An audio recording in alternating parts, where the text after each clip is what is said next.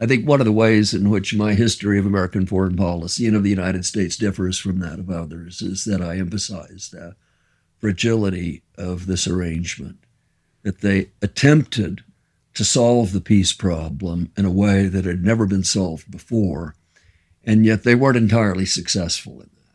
There was certainly a great fear on the part of the founders that the American continent would remain as it had long been, the football of the European powers. It had been fought over in the preceding century, with France, Britain, and Spain being the major contenders. And so that was a very real danger and was an indispensable reason why they needed a union, because individually they would be weak and vulnerable to foreign predation. But collectively, they could be sufficiently strong to ward off that attempt. But it is important to realize that there were structurally elements in the situation that did make for a differing view of the American sections towards the European powers.